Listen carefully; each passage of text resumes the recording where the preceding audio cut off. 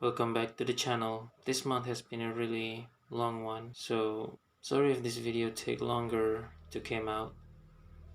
Now with that out of the way, let's dive right into the unsolved murder case of one Robert Dennis Blair Adams.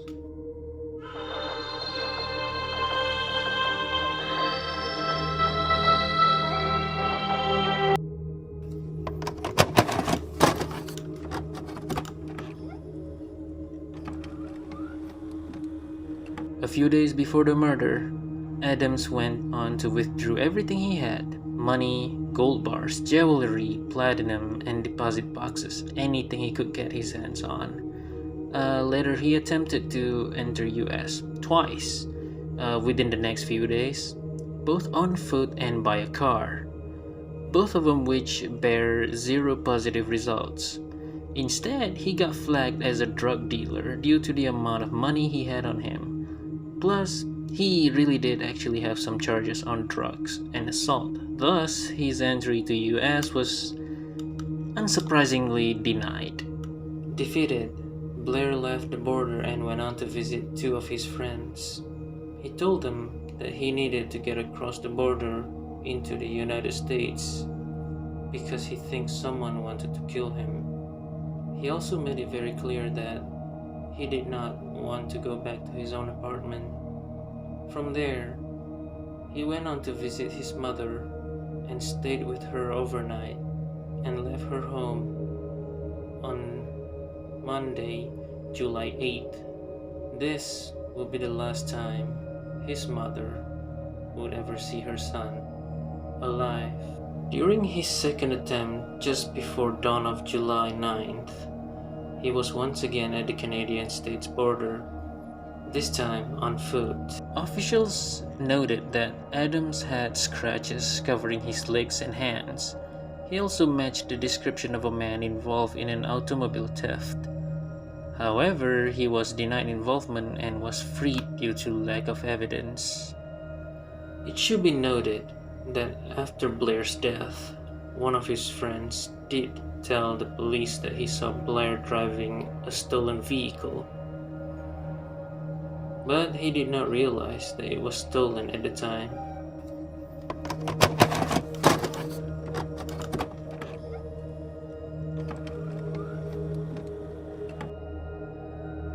Blair discarded his Chevy Chevette at the Vancouver International Airport and rented a Nissan Altima. Immediately after, he proceeded to purchase a flight ticket to Frankfurt at Seattle Airport. Apparently, Adams had a history in Frankfurt where he used to work for his stepfather and also dated a German lady there. Which, for the record, when the authority contacted her, she confirmed that he never informed her about visiting. Anyway, he decided to forego the flight and traded his credit to a one-way ticket to DC. Once there, he proceeded to rent another car, a Toyota Camry, and drove 500 miles southwest to Tennessee. The first reported sightings of Adams was at a gas station in Strawberry Plains Pike, Knoxville. There, an interstate repair service driver, Gerald Sapp, had been called to the gas station. Adams had told the clerk there that he was having difficulty with his car keys and was unable to enter the car.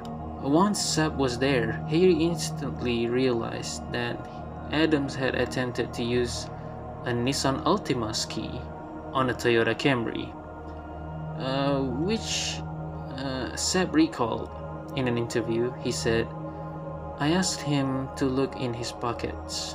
I said, if you drove this thing up here, you gotta have another key in your pockets. And he wouldn't look." And Sapp actually thought he was nuts. He was bound and determined that he only had the key he needed for the car. Which doesn't make any sense when you think about it, but that's actually what happened. So Sapp decided to have the car towed to a local repair shop, and he dropped Adams off at a Fairfield Inn in Knoxville. Upon his arrival at the inn, Adams was captured on closed-circuit television footage in the hotel lobby. He spent around 40 minutes loitering at the hotel before purchasing a room with the value of $100. When the clerk attempted to return his change, Adams already exited the lobby and walked outside. It was later determined that he never actually used the room that he purchased. And that was the last time we could see Adams alive on screen.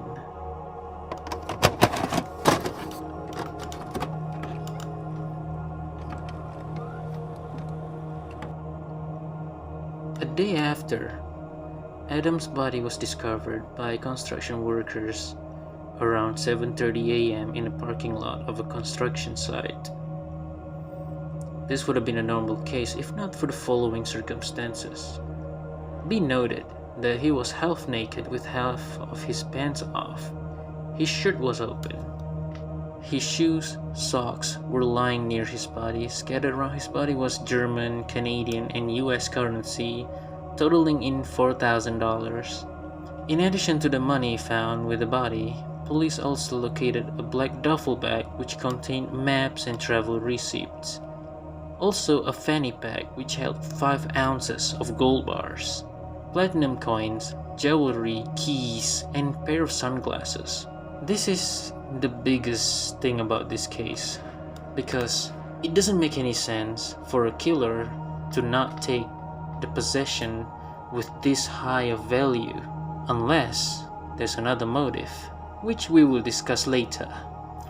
According to an autopsy report by the University of Tennessee, Adams had sustained many cuts and abrasions. The Knox County Sheriff's Department had speculated some of the wound came from fending off an attack. He also suffered a violent blow that ruptured his stomach. His official cause of death was ruled sepsis stemming from an abdominal perforation. He also had a wound to his forehead, which police determined was caused by a crowbar or a club. It was also believed that he had been sexually assaulted due to some of the injuries. However, there were no DNA evidence to confirm this suspicion. Law enforcement initially suggested that the possibility of his death had been sex-related, which might be true due to the circumstances surrounding his body. He was almost entirely nude when he was discovered. The only physical DNA evidence found at the scene was one strand of long hair that was gripped in Adams' hand. According to subsequent interviews with his mother, Adams been acting oddly in the weeks prior to leaving Canada.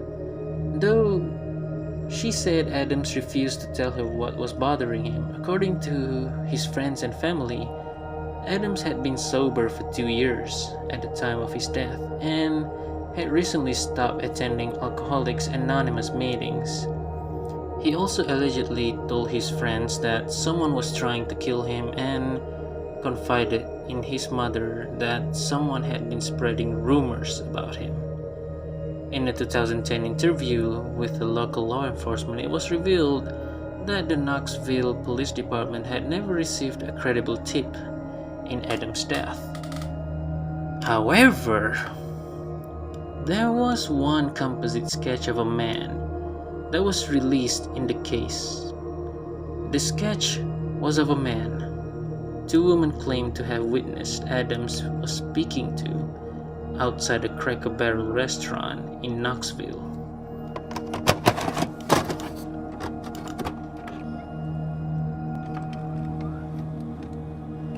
Years later, more information about him was revealed by his mother. The information was that Blair had been to the South attending the Olympics, and also she revealed for the first time that Blair had been in a romantic relationship with a male. Using the information, we can assume that the man which was seen with him at the time was his partner, and he went there to watch the Olympics with him. However, it may shed some light to the mystery of the man itself. And it still won't tell us the answer to who actually killed Adams.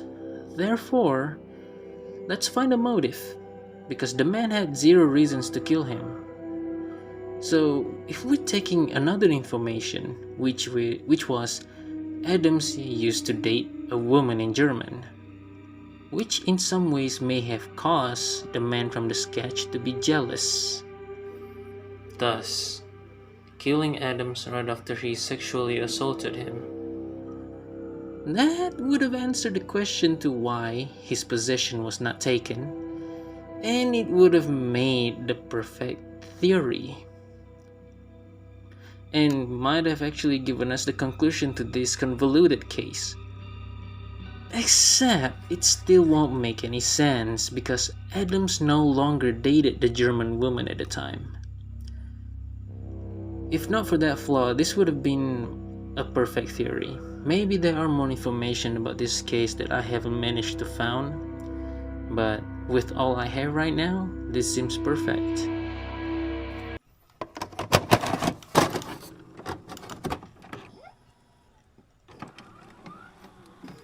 At the end of the day, this theory will always be just that, a theory.